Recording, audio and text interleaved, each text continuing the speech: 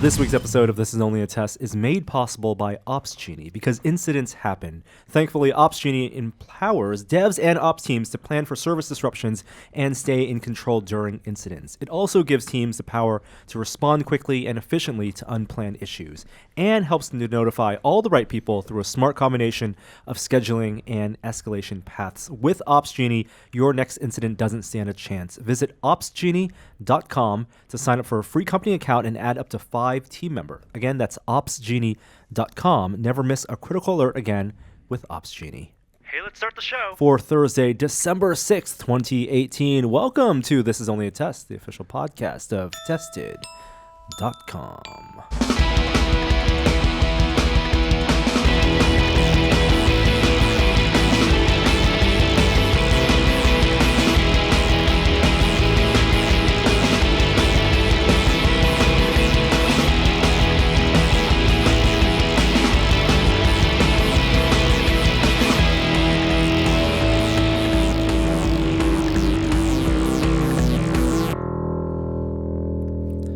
Hello and welcome to a most auspicious day. Is it? I don't know.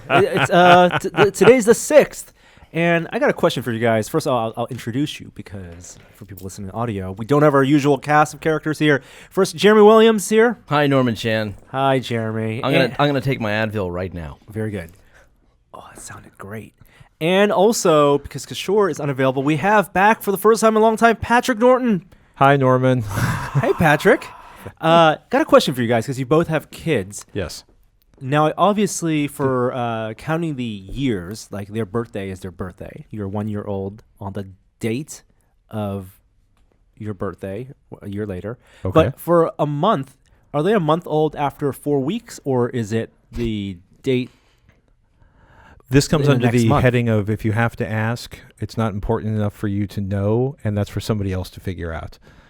You also, I'm sorry, Norm's in the thick of it. These are the things that concern my mind and my household Look, of late. 2 hours of sleep last night? Very little. That's just about right. So you got just enough of your mind dulled to really obsess over, is it 30 days? Why don't they do it in days? Days would be more accurate, or hours. We could start a Or is timer. it Every child could come with a 28 timer. days? Yeah.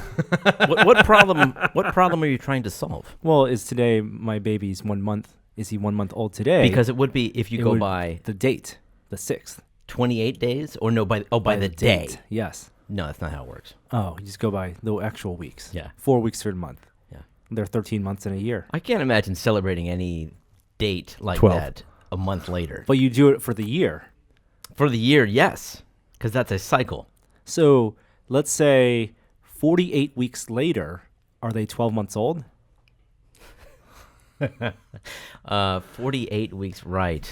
Because they're 52 weeks in a year. Yeah. Right. Every quarter you get an This is extra the problem week. with our. I'm bringing to light the problem with our calendar system. It is. This is why when we're in the magazines, you had the extra 13th issue of the magazine every year because you would put one out every 4 weeks. It wouldn't be the calendar year. That's right. That bonus issue. Bonus issue. Turns on the publisher. Yeah. That also true. All right. I promise no more baby talk Thank you. for the podcast. Although, now every week you've just got a bunch of dads on the show. Now it can be a topic of conversation. How is the meconium? Oh, we're done with that. We're we're in shit explosions and big puddles and deciding when to move to the next level diaper. After shards. After shards. Love it. The rectal scale. How many O's in that poo in our journal? You're a highly technical person, Patrick. Were you a highly technical baby daddy? No. I was the guy who... I'm the guy that turned a schmog into any of a number of incredibly useful baby accessories, including the swaddling the baby, cleaning up after the baby, the emergency, kilt for the baby. There was this, a few years before my oldest was born, I was in somebody's house, and it wasn't them, but the grandparents had bought every single thing from the baby safety store. I mean, it was unhinged. They had the No, padded they covers were for hinged. door They handles. weren't unhinged. Yes, they had the half-inch wrestling mat foam on the outside corners of sheetrock walls. There was a special custom cut mat over the hearthstone in front of the fireplace. Like literally, it was the closest thing to a high school wrestling room I have seen since being in a high school wrestling room. And I came to this really intense realization was that there's like the military industrial complex, there's the marriage industrial complex, and there's the baby industrial complex. And they all exist to make sure you buy as much crap as possible. And I decided to buy as little crap as I could. Like I didn't buy. I didn't have a daddy bag. The wipes and diapers and a schmog and various other things went in along with the paracord and the computer in my bag. That's why you got the Scott E vest. You got those pockets for diapers. Are you familiar with the word schmog? I don't know that word. No. It's schmog kefir. It's a big scarf that they wear in the Middle East. Got it. A friend of mine, a muslin cloth or something.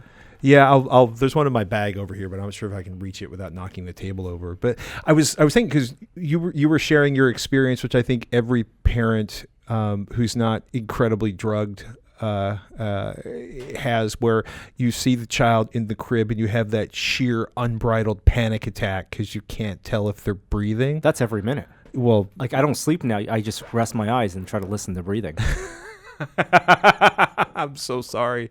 I only had the occasional panic attack. It wasn't one long rolling fear. Well, it is, but I guess life was better in the olden days when the babies would sleep in other rooms. You could put a microphone on the bed itself. I would imagine it would. Pick up a heartbeat, maybe some breathing, and then you pump that into your ears. And there are lots of incredibly overpriced baby accessories, many of which actually. Well, I'm sure at least one or two of them actually work, but I've seen people repurpose flat mics to go under the crib. I've seen people. There's heart sensors. A friend of mine was so excited when he got a thermal camera for his phone because he would sneak in and thermally image the baby, and it made it easier to see what little lung movement there is. Predator vision. I like it. I mean, I think the most common piece of accessory gadget tech is a pad that you put underneath. The pad, and then it detects breathing, and you can tie it to a video system. But it'll give you an alert if it does not detect the breathing, which hopefully is accurate, because the only thing more terrifying than just waking up randomly in the middle of the night wondering if your offspring. Well, the reviews I've read are people who forget to turn it off when they pick the baby up to feed them in the middle of the night, and then it's not smart enough to know it's a feeding, and so it'll just start blaring that alarm. Oh, that's bad for the baby. That's bad for everybody. It's bad for everyone. Anyway. Yeah, speaking of buying crap, I saw Ralph Breaks the Internet. Is this do we need a segment intro for this? No. Is that an encapsulated review? No, the movie actually is about buying crap. Okay. Oh. Yeah, in its own way, and I had some mixed feelings about it. Sadly, no one else on this panel has bothered to see it yet. Not bothered. I just I still trying to see Grindelwald. I look forward to having a discussion. I just want to say. I really want to see it. I can't leave the house. My spoiler-free review would be that it's not as good as the first one. My 11-year-old thought it was better than, which doesn't surprise me because it's much more modern. So I've heard comparisons between this movie and the Emoji Movie.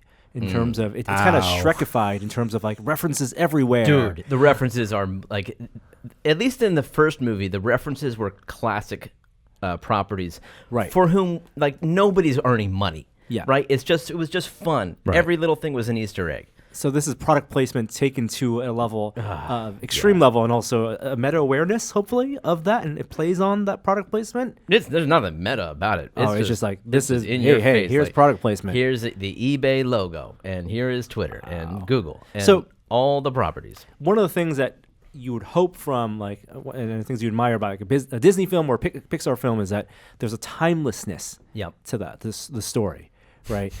Even stories set in the future, right? WALL-E, there's a timelessness because it's a certain, timeless vision of the future. When you have these movies set in the present, right? Or when the references, that's what I think one of the pitfalls of the Shrek films, where they don't age well because they're all late 90s jokes. So many hip cultural references that will be meaningless inside of 48. Right, yeah. It's a cheap days. shot to get the meme in the movie. Even the title of the movie, Ralph Breaks the Internet, is a reference.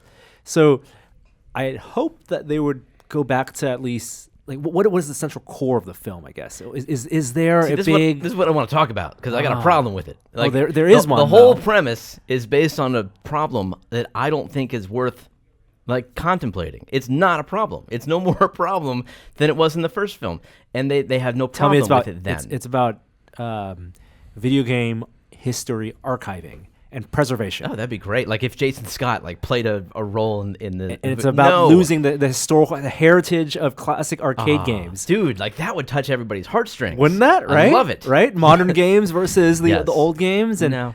that's, Not so wow, much. what? The easiest story to sell. There is an interesting send-up of internet advertising, though. Like the way that that's handled, I think is up there with WALL-E in terms of making you think about, like, because they anthropomorphize the advertisements and the pop-up blockers and all of these various things that we're familiar with on the web now are, they look like cartoon characters. And the way that they personify them is really smart. And so I hand it to them.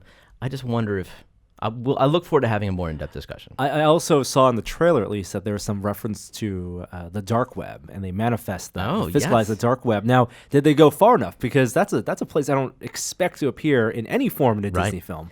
It's what you think it is. It's a CD alley. Is there Bitcoin? Is it like Bitcoin for PlayStation? That's funny. No, because that's not fair to Bitcoin. Like Bitcoin's everywhere. It would be there. It would also be elsewhere. But you're right. No, I didn't see that. But one of my favorite parts where they go is the old internet. And just for a moment, like the 90s. GeoCities? Finger. Yeah, GeoCities. Go nice. for- Okay. Like, blink and you miss it. GeoCities is referenced. It's, All right. it's good. All Yeah. right. Yeah, Tumblr maybe will old internet soon, but we're getting ahead of ourselves in terms of technology news. I want to check in with Patrick. Patrick, how are you doing? I'm full of mirth and good cheer. Also contemplating what reading Ready Player One is going to be like in another 10 years now. Right. Yeah, when does that take place again? Is it like 40 years High in the school future? for me. No, I mean like what year is it? Yeah, I wonder. Yeah, I mean, it could be prescient in some ways. Like if people do turn to VR in order to escape the wealth gap that is ever increasing. Fortnite with 200 million total players is the modern Oasis, Right. right? With the crafting and everything. But Patrick, Sir. aside from dad talk, how's TekThing? How's tech coverage? TekThing's good. We're still answering viewer questions and reviewing products. And everything from strange little open source utilities for finding duplicate files, which if that is an issue in your life, I have one for you, tektthing.com.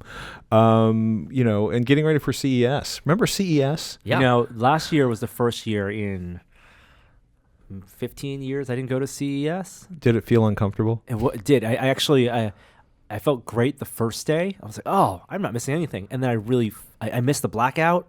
I definitely missed being there, and I don't know if I'm going this year either. We haven't made plans yet. Well, I don't know if I can. It's this weird mixture of business event you have to go to and homecoming, because there's people. This is the only place I see them. Like going back to the when I worked in the magazines and different internet properties and television shows and online networks, and it's funny to see all of these people or to run into PR people as they jump from company to company to company. But yeah, it does.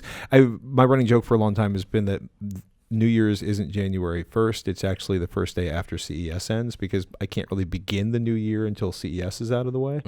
So, yeah, apparently I'm doing a lot of CES planning and been doing a lot of work on a podcast, AV Excel with Robert Heron, and we've been, television reviews and home theater and audio and headphones and stuff. Right around this time of year, that's when you're going to get the most questions, when everyone's kind of clamoring to buy a new TV. And Yeah, but less than a month away from all the new ones being announced. It's a fraught time. Well, isn't the cadence usually that the new ones will be announced, but They won't show up. They won't show up till the summer. Yeah. And really, people aren't going to be buying those TVs. Buying last year's TV is the thing to do, or even the year before. And what you're helping people decipher is what the differences are, whether they're meaningful, because we've reached that state where 4K is the norm now. Yeah. You want 4K HDR. 4K HDR. As long as you got those, you're pretty good. Yeah, the LG and Sony OLEDs are kind of, if you have the money, they are going to deliver you the most extraordinary experience. And if you don't have that kind of money, it's still crazy. You're looking at some $600-$700 televisions where until you spend 2 or 3 times as much, you're not seeing a huge difference in the performance of the television, which is nice. But even it seems like even the the LG OLEDs can run the gamut from 1,000 to 4,000. Yeah, and one of the nice things, not this year but the year before, LG very conveniently put the same glass and processing in everything from the entry level to the expensive OLEDs. That's right.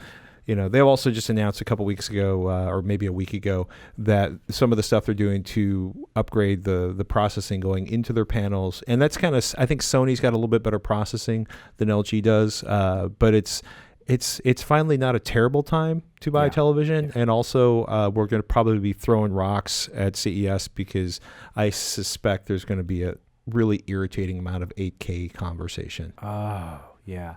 Yeah, I love that. TVs is still a business where, due to laziness or whatever, they can product segment on the most superficial things, right? The bezel, the stand, and a thing like built-in Atmos, which for people who are going to spend $3,000 on TV, you're going to have a separate Atmos decoder and speaker system. One would hope, exactly. So, this is a great place, a great time to take advantage of an entry-level model, getting the same picture quality, and maybe even last year's processor is going to be fine.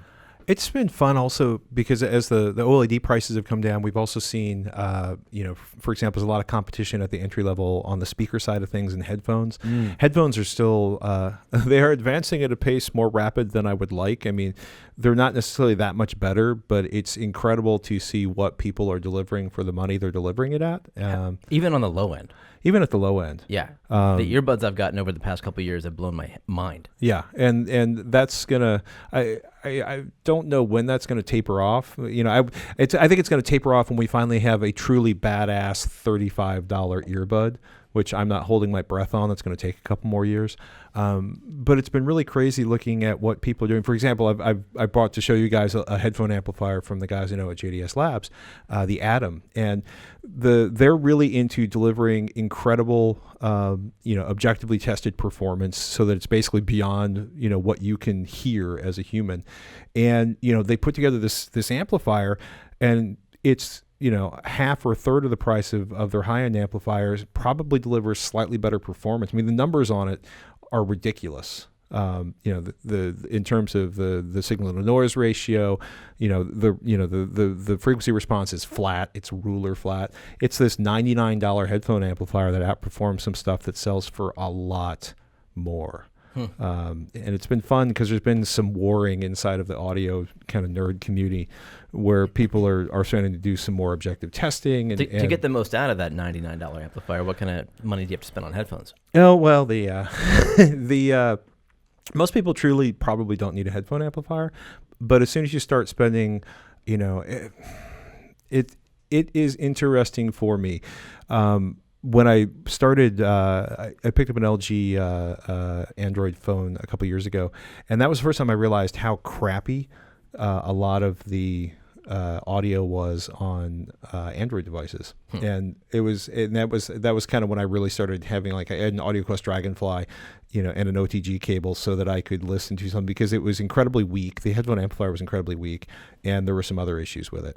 And I was shocked because I'd been running iPhones, and what comes out of the headphone of an iPhone, or the headphone jack of an iPhone, is, well, until they got rid of the headphone jacks, which sucks, was incredibly clean, and unless you were running a crazy set of planar magnetics, you could get it loud enough, for comfortable listening in normal circumstances. Did you hear the rumors that Steve Jobs actually had something to do with that?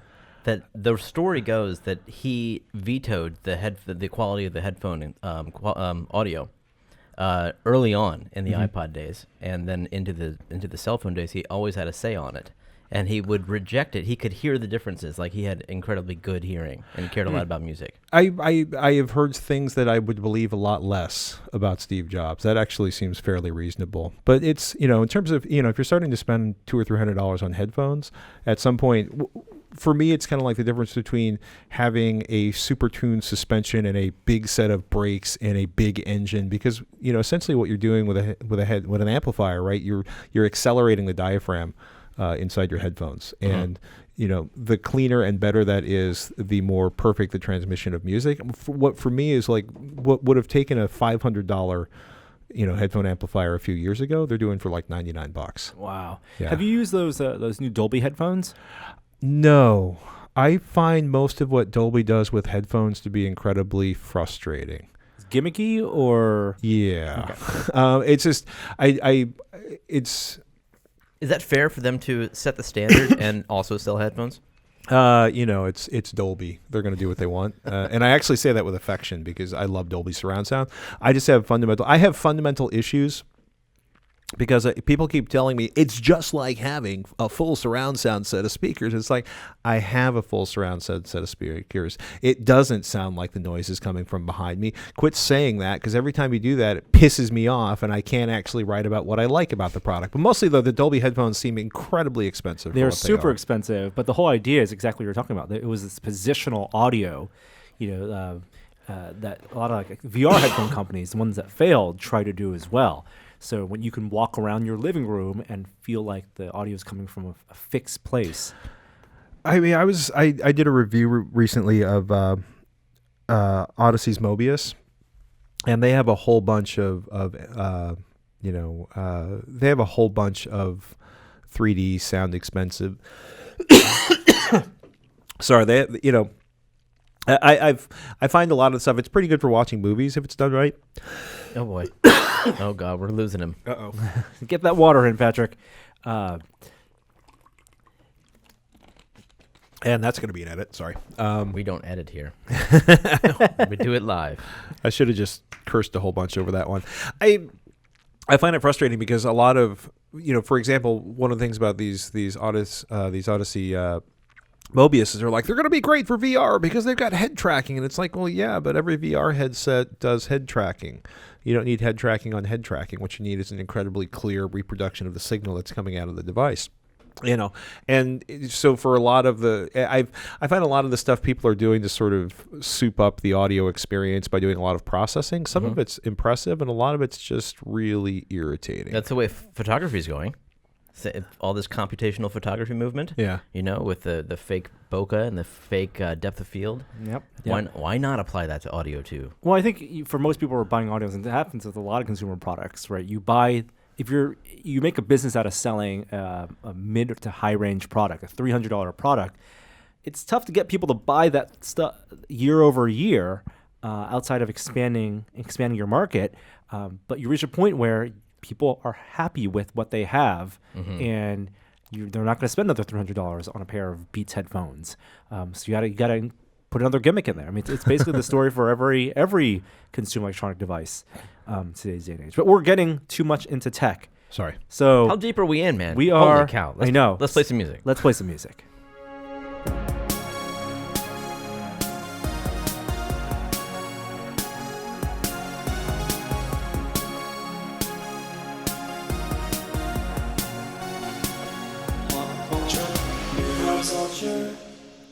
All right, so we talked a little about Wreck-It Ralph, but I think it sounds like Wreck-It Ralph is out of the running for best animated film this year, based on your review, Jeremy. Well, certainly by my review. By your review, Yes. and what might be the shoe-in for the best animated film of this year? Maybe the Spider-Man film. Sony Pictures Animations Into the Spider-Verse. Let's check in on Rotten Tomatoes. Still, as of right now, a week ahead of release. 100% on Rotten Tomatoes, 67 reviews. Now, has anybody reviewed it over the past week? Yeah, it went from 44 to 67. Oh, it did? Yeah. Oh, wow. Yeah. So it's not just like nothing happened Yeah. over the past week. I mean, maybe they're the same part of the same screening, but those Right, reviews they new finally reviews came have in. come out. That's interesting. And it is held. Now, I don't expect it to be 100%. And I think I think there's definitely a culture of people who follow these scores that value that. Same with Metacritic. Sure. People who follow it, but It's the point important. is, It's important to remember this does not mean it's a 100% film. This just means 100% of the people who saw it that's right. liked it rather than disliked it. Everyone could have gave it a 3 out of 5 stars. Yes. Everyone could have given 60% a recommendation, but the average review score is a 9 out of 10 for this. Hot dog. Yeah. I'm so excited for this. I got to find a way to get out of the house we might take turns to watch this movie. Normally on the podcast, I'm surrounded by Marvel nerds. They know everything about the Marvel universe. They read the books when they were younger. They think I'm just completely an idiot because I've never heard of Spider-Ham. It's okay. Are you one of them? I actually no. Okay. I missed all of the time I should have been reading comic books. I was off doing weird things. Okay. Involving wrenches. All right. Well, you're probably more technically inclined than me, but I was off probably tinkering on a keyboard somewhere. Well, the creative team behind this film, I think, were happy that the film came in. I think the first trailer surprised everyone, right? Because when they announced this film, it read like a direct-to-DVD movie. Like, another Spider-Man film? Aren't there like 50 Spider-Man TV shows already? Animated shows? And it was the team behind the Lego movie, Phil Lord, Chris Miller. I saw who was directing it. All I could think was like, Hey, Disney, this could have been Solo, you bastards. Yeah, right. And not only does it sound like the story is going to be great, but if you've seen the trailer, the animation looks fantastic. Totally new style. Yeah, Really dig it. And people who saw Venom in theaters, the stinger at the end of Venom was actually a scene from this film. What? Yeah. So a little bit of that. I want to is all- see Venom, but I You don't- want to you see don't- the stinger. Well, the film's gonna be out in a week and a half, so I can't wait. 100% on Rotten Tomatoes, and they've already announced a sequel and a spin-off film. So is this an official Marvel film? It is not. Okay. So it is part of Sony. Yeah. Sony has the rights for Spider-Man, and Sony has the rights for Fantastic Four? no, it's Fox. Okay. So Fox, Marvel's buying Disney. Marvel's buying Fox for what, $37 billion, and part of that, move into our next phase of their Marvel Cinematic Universe, will incorporate the Fox previously owned properties, which include X-Men, Fantastic Four, any mutant-based thing. That's why Fox was throwing movies with mutants, Wolverine, just on screen, just to have the rights to that. Yeah. They had a deal with Marvel before the Disney acquisition. Who? For Sony? Fox did. Fox did. For the character of Quicksilver. Oh, funny. And so if you watch So the X-Men odd. films, Quicksilver is in the X-Men film. He's in Days of Future Past. He's in Apocalypse. And there was a Quicksilver in the Avengers Age of Ultron. And spoiler, the Avengers Age of Ultron, Quicksilver dies. But there are two separate actors, See what I'm characters talking with the about? same name. No. I'm just laughing because I bought the Blu-ray Yeah. and I told my wife, like, the boys can't see this until the second one's out. And she's like, what do you mean? I'm like, just, Yeah. no spoilers. I just looked at her. I'm like, we can't watch this. I'm like, the ending on this is so intense. There is no way our children will explode if they see Infinity this. War. Yeah, Infinity War. Yeah, which I think the trailer for Infinity War might have dropped. It might be dropping as we're recording The this trailer. What do podcast. you mean, the Blu-ray trailer? No. The trailer for Infinity War 2. Shut up. Or the name, at least. Really? Well, That's that would be the top story of the week. We'll have to play it late in the show. We might have to. We didn't. Thank goodness we didn't play that intro music. There you go. There you go, Jeremy. And to go back to the conversation about the rights holders, all the boring stuff, Sony has the rights to Spider-Man. Yeah, and it was through a special arrangement that the Spider-Man Homecoming movie got folded into the MCU. They kind of borrowed Tony Stark. and it was a trade. And lent Spider-Man. Spider-Man for Civil War. Yeah. And so while Sony's holding on to all the Spider-Man related characters, whether that's Venom or Spider-Man or Black Right. Cat, they're happy to collaborate with Marvel. And this Spider-Verse movie, if it does well, and I think it will do well, is going to further tighten the reins on the Spider-Man characters within the Sony. So do you think that any of the Marvel, like the Disney Marvel characters, will be in this movie? Well, they've kind of opened up the idea of a Spider-Verse, right? So the Spider-Man, there are multiple spider heroes in this film, and it doesn't look like Tom Holland is one of them. I don't know. I haven't seen the film. Who's that? Tom Holland's the actor who plays Spider-Man in The new ones. the new Homecoming. ones, yes, Okay, got it. Homecoming, Civil War. But it'd be funny if they brought Andrew Garfield, Tom Holland, and Tobey Maguire. That'd be funny. as cameos. Yeah. because the possibilities are there. Right. As of right now, the older male Peter Parker in Spider-Verse is played by the actor from The New Girl, the guy in Jurassic World. I forget the name of the actor. Nope. But anyway, looking forward to that film. Yep. They've announced sequels and spin-offs. And That's the good side of the Marvel larger entertainment Hollywood universe. On the flip side, we have yet another surprise cancellation. So Luke Cage canceled, Iron Fist canceled. That I was okay with. And I think most people were okay with that. And this past week announced, surprisingly, Daredevil also canceled after season 3 just dropped to rave reviews. What about Jessica Jones? That one is still in production. Really? So Jessica Jones still in production, and Punisher, I believe, still in production. So we have. And is that it?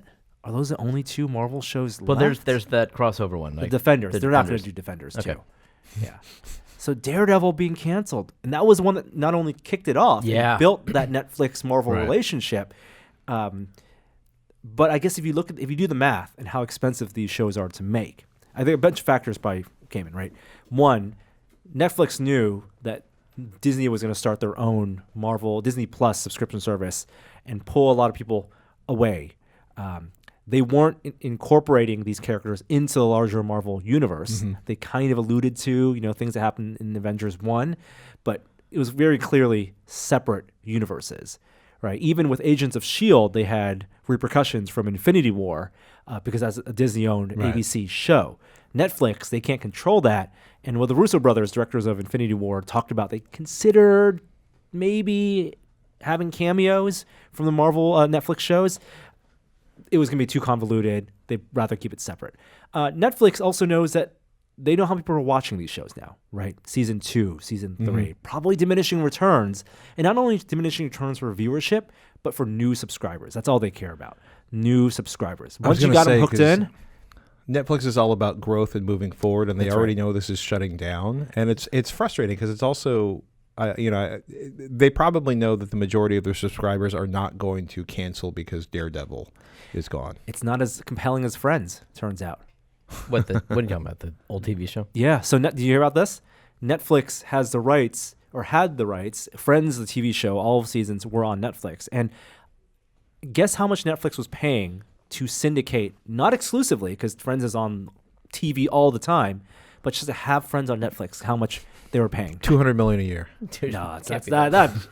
I'll tell you this: Friends globally makes $1 billion in a year for the Warner Media. I want to say Is that true? yes. Today, Friends makes $1 billion in syndication rights a year. I hate that show. I Well, always hated that Netflix was previously paying $30 million a year for the rights to Friends, and then announced earlier last week that was going away because Friends was they were gonna be on some other subscription service, and the viewers revolted. Netflix brought out the checkbook, and now for 2019, they're paying $100 million to have Friends on So Netflix. my joking number actually really isn't that joking. Not that joking. Wow, it's shocking. It's stupid. That's, as someone tweeted, that's the price of a major airline. You probably could have actually bought a complete set of Blu-rays and a Blu-ray player for everybody Who watched, who was right? Yeah, who cared about Friends, only Friends. for probably $80-90 million less. Yeah. That's nuts. Netflix money. That's Netflix money. All right, back to Marvel superhero news. Now, on Monday, they debuted the long-awaited full theatrical trailer to Captain Marvel. This is Brie Larson's character, a period piece. Right. We won't go into too much spoilers if you're a spoiler averse, but it is the big new superhero film coming out, I believe, pre-Infinity War Part 2, whatever that ends up being called. So, you guys watched the trailer? What'd you think? I had goosebumps. Looks like a Marvel trailer, man. It looks good. They keep knocking these things out of the park. It won't surprise me at all if this is a massively great movie. I think the timing is right for this movie. I think that Marvel, we talked about this, they're super confident in their de-aging CG. That's the most amazing thing, isn't it? Like that they're taking a gamble on this technology that people will buy it for the length of an entire movie and not just put up with it for a single scene. Yeah. Ask me after I've seen it. Well, I mean, they're making that gamble. Right. Like that's what's interesting to me. So I'm going to go to the film and say, show me that you can do it. Every de-aging scene, as good as they are, still doesn't pass the uncanny valley for me yet. Yeah. In past movies, whether it's Ant-Man and the Wasp, whether it's like Civil War or anything, like any time they've had Michael Douglas or whoever, Yeah. or Tony Stark or Robert Downey Jr. play younger versions of themselves, hasn't worked. The only time it's passed that for me is actually aging, Getting older. getting older. Why is that, do you think? I don't. Do you guys It's remember? additive and not reductive. Maybe that's it. No, I mean, literally, it's the way faces age and the way your skin ages and your nose continues to grow, your ears get larger. It's very, and especially if you look at somebody, for example, Robert Downey Jr., who was, I mean, for such a train wreck of a human being, but you know what they look like, and he was angelic. Right, he had this incredibly sculpted face, and as you look at him as somebody in their 50s, he's aged. There's a lot of hard miles on that face, and it's very difficult to sort of it's like everything else. The engineers are going to hammer at it until it's extraordinary, but it's a very difficult thing to take the years off. Well, I bet there's taking the years off to some extent. Like if there's doing a flashback scene where you're playing someone 20 years younger. And then there's taking the years off subtly in every scene they're in. And I bet that happens much more frequently than you know or think. Because there are VFX companies whose sole job is the digital Botox, is to take away a wrinkle or two here. And they work on not just superhero films, but any big film. Like, they can clearly make the face look younger in a dialogue scene. Mm-hmm. But I'll be curious to see, like, can he move like a young man? Yeah, in the Captain Marvel trailer, when he bends down to pet that cat, he's bending down like a 60, 70-year-old man. Take it slow. My knees are giving out. I'll have to look at that again. And then there hopefully will be another trailer, or a trailer finally for Infinity War Part 2, wherever they're calling that. I'm checking Twitter every 5 minutes. Thanks so much. Keep us apprised on that situation. Where would you check for like the earliest access to that trailer? Reddit? Well, they typically announce that stuff, right? So for Captain Marvel, they said go watch basketball on ESPN Monday night, and we will debut the trailer there.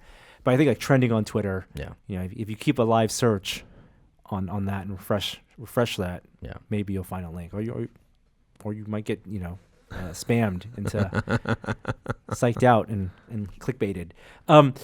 Marvel also announced their next new superhero movie franchise, and surprisingly, it's going to be a martial arts film. Shang-Chi, Master of Kung Fu, will be their next new superhero. What do you know about Shang-Chi? Well, it's kind of like their mea culpa for Iron Fist. I was trying so hard not to say that. I was like, Marvel apologizes for Iron Fist and everything about it. And obviously, Marvel Cinema, Kevin Feige's team didn't have control over the presentation of Iron Fist because that was the Netflix TV side of things. Yeah. But I think a lot of people are comparing this to Black Panther, in that it's going to be, it's going to do for martial arts films and the history of martial artists and Asian cinema, what Black Panther maybe did. The character itself is not well known. It's definitely a B grade character, at least with Black Panther. Black Panther was well known, was a top tier hero in the Marvel universe, in the comic book universe. Yeah. Shang-Chi it's definitely a C-rate hero. Museum of Pop Culture does not offer Shang-Chi as an option for who is your favorite of the top 20 of Marvel characters. You got to wait 5 years. So people are already talking about casting. They're talking about looking for an Asian director potentially to do this. I think John M. Chu could totally do it. He's the one who directed not only Crazy Rich Asians, but he also directed G.I. Joe Retaliation. He has the action chops in there. Casting is going to be super interesting. How they tie it in to the Marvel Cinematic Universe, because otherwise it's just someone who knows martial arts and is the master of martial arts. Mm-hmm. How do you make that a compelling film when you have billionaires in power suits and vibranium and a gauntlet that can kill half the universe? Did you not know anything about Shang-Chi? I know about his legacy. I know that I know that his father is potentially the character Fu Manchu. And also, what they may spin it as is that his father may be the Mandarin in the Marvel Cinematic Universe. Does he have any superpowers? He's the best in martial arts. He's the best. He's the best. And the comic books love this, right? You know, they say Batman is top 10 martial arts in the world. Like, you know, they love like having like kids love the idea that the character they're reading is the best at Who would something. win in a fight? Exactly, right? Oh my God, this character is third smartest person on Earth. Reed Richards is the second. They love these kind of power rankings. Right. That's why you buy the trading cards. And Master of Kung Fu, Shang-Chi, is the best martial artist in the world. I like martial arts. I just hope that we see actual martial arts. Yes. And not just The Matrix Part 2 and 3. Right. Yeah. That does it for, I think, all the Marvel news. Let's turn to something fun. A fun PSA video. Oh, this is released. so good. So Tom Cruise is currently filming Top Gun Maverick in collaboration with now longtime collaborator Christopher McQuarrie.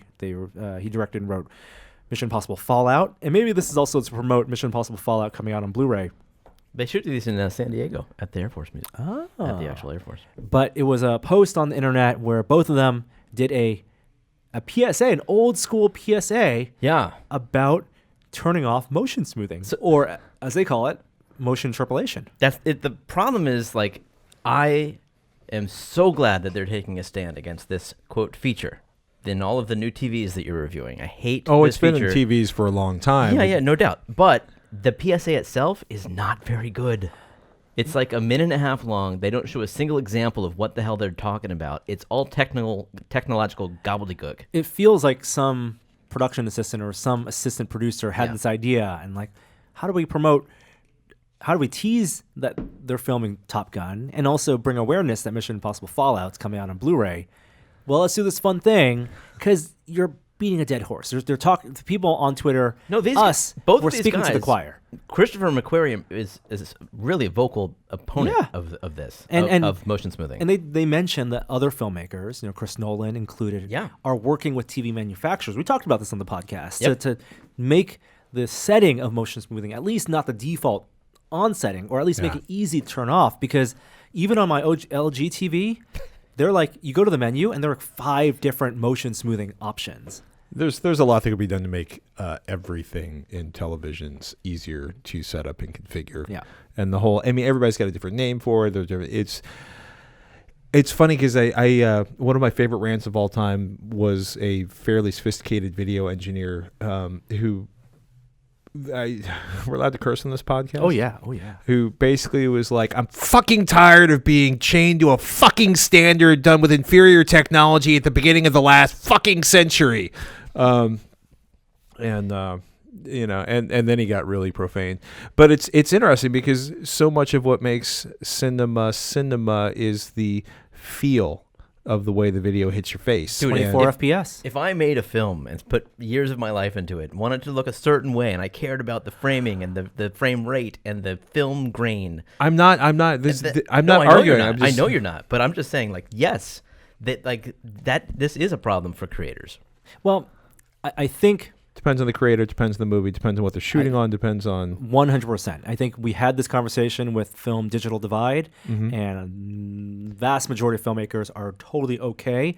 From the Coen brothers, they shot their first film in digital this past year, and they said they just get more latitude. You get way more stops to light when you're trying to film those sunsets and sunrises, and they're okay because even if you shoot on film, you have a digital intermediate anyway. It all goes through the same process.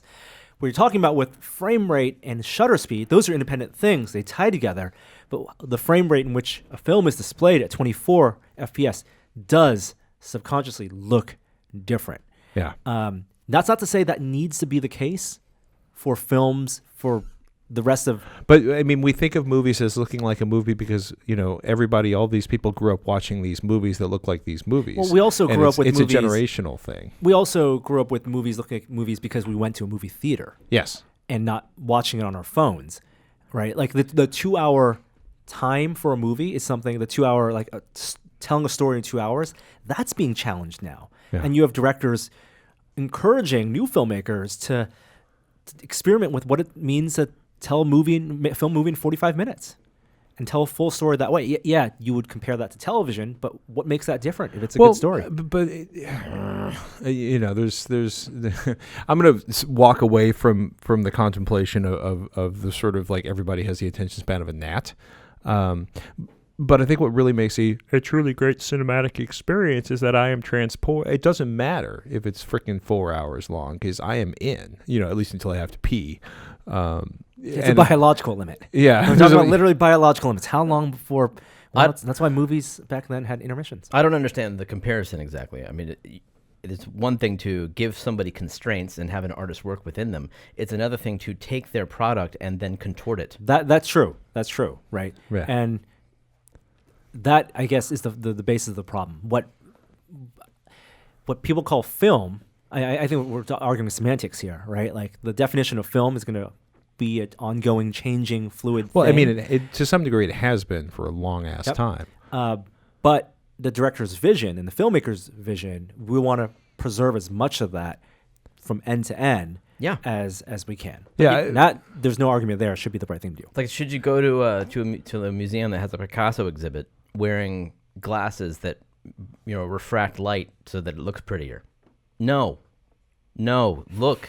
Don't adjust the hue on the painting. Like, just enjoy things as they were made. Hey, by that argument, and But with super spicy processing, everything in life will look better. Just to be devil's advocate here, Picasso didn't have natural fluorescent lights in museum quality lighting. A lot of artists. It's true. Like, do you appreciate it in only the conditions in which they made it? That's true. I feel that most artists actually figured out a way to get decent light when they were making judgment calls, at least in terms of visual artists working in blah blah blah blah blah. Because I mean, the Dutch masters had some of the crappiest light in the history of the planet, and not much of it for a very short period of the day. But they still managed to make extraordinary things that transported them. It took the medium to a whole new level. And there's a difference between scrutinizing a piece of work and analyzing it and having the best setting environment to do that and appreciating a piece of work for the artist's intent. Yeah. I mean, it's frustrating, right? Because when you look at what a movie can be, or when you look at like restorations, it isn't, they can do extraordinary things and they can preserve everything it made it a film. And then it gets completely. I'm thinking of The Wizard of Oz, right, where they did an 8K scan. They actually found 3 relatively unmolested negatives. They scanned those at 8K. They manually aligned them. They corrected them. They found somebody who was actually old enough, who'd worked in the industry, who knew what the colors were supposed to. They did this thing to recreate the actual theatrical experience when it was released. And I'll tell you this: the theatrical experience you'll have at home or any theater watching Wizard of Oz is far superior. Far superior than anyone watching Wizard of Oz. Unless you've got it in like Sunblast television cinematic display mode, which you've jerked around because you decided you liked a little more green in your television, screwed up the soundtrack by sending everything to the left channel, and then turn on motion blurring just to kind of wrap up the. What I mean? Like, you can completely annihilate. You can have these extraordinary things created. Like the idea, like you can have the perfect restoration of this movie in your freaking house. You can watch it whenever you want to, over and over and over again, just like the people that made Netflix buy Friends for $100 million instead of buying the Blu-rays, which will look better. But then the television can completely screw it up because somebody motion is basically because it's in. I'm going to get a suntan mode and motion smoothing is turned on from the factory. Man, history is not going to look kindly on the decades in which non-HD video was the standard. It'll be nice if history remembers any of it at all. Yeah, even the Netflix season 3 trailer teaser, which was just a mall scene, even that was made to look old. Oh, Stranger Things. But what did I say? Netflix. Yes, sorry. But it was actually HD. Like they can't go all the way with that. No, it is a relic of that transitional period right. in technologies. Now, going back to essentially why we're talking about this, which is the Tom Cruise, Chris McQuarrie Mission Impossible Fallout promotion. I did buy the digital. I did buy the Blu-ray 4K and 4K HDR, and it's fantastic. And some of those scenes were shot in it's a 2 aspect ratio movie, so it's an IMAX aspect ratio, or closer to 1.9, closer to 16:9, and in a widescreen. And I'll tell you, there are two sequences which they switch into a taller aspect ratio because it was filmed that way for IMAX. For IMAX. And the first time they do it is one of the best implementations of the aspect ratio switch. Do you guys remember watching like Dark Knight? Yes. Yep. And Dark Knight did it poorly. It did it well, like the whole opening. It just did what it did. Right, like the whole opening sequence of the bank heist, that was all shot in IMAX. That whole like 10-minute, 8-minute thing was, and then it jump cuts. and then later in the film, it does jump back and forth within a scene. Yeah. Which is super jarring because not only is the aspect ratio changing, but the quality of the light and the film grain is just different within the scene. They don't do that here. It's the complete opposite. That transition is so slick. I showed Danica the scene 4 times without telling her the difference, and she's like, what am I looking at? She didn't see the transition? She didn't see the transition, and then once I called it out, that's neat. Wow. I saw your tweet, so I was looking for it. And you saw it, right? Yeah. Yeah. It is slick. I don't want to spoil it if you haven't seen the movie, but except you tweeted it. It's like, if you listen to the podcast and don't follow me on Twitter, you could go rent that movie and appreciate it because well done. Well done. Man. Is that you think that's gonna be the new standard for 4K HDR Blu-rays? I'm not qualified enough to judge that. Okay. I think that reading reviews. You're just qualified to judge the IMAX to 35 millimeter transitions. Yes. Okay. My subjective opinion there. I think and it's a good question for Patrick. If you bought your new OLED HDR big screen television, I guess 2 questions. One, what is the essential disc? Because we're not talking about download or digital, right? You want the high bit rate. What is the essential disc you have to buy? So like somebody comes to your house and says, "Show me what TVs can do nowadays." And then 2, what is the game you put on? Because I think those are 2 sides of the same question. Oh man, I don't know the game stuff deep enough at this point. I'm still Red Dead Redemption 2. That's my answer probably. For the game. That's a good one. Man, I'm still kind of obsessing over The Last Jedi. Does it look good? Yeah, I mean it was partially just because some of what's going on there. Anytime you have the darkness of space and explosions, it gets pretty crazy in HDR. I also just so many of this kind of set piece scenes in that film. I don't want to do any spoilers, but so many of the pivotal scenes in that film are just the colors are extraordinary and the color choices they made and the visual effect. Because it's just I just one I think about a lot. I'm also this is not one I would probably use for that demo, but I really want to see Solo in 4K HDR because I want to see so much of that film looks like it was designed to be watched in HDR because it's so freaking dark in so many of the scenes, and I really am curious to see what detail my 1080p projector can't resolve. We saw Solo together, I think, didn't we? Yes. Yeah. Jeremy, you have a pick? I would think it would be an animated film, just because they can render at 4K. Coco. Oh yeah, there you go. Coco at That's gotta 4K be a good one. HDR is my animated pick for the thing to show, and then for live action, Dunkirk.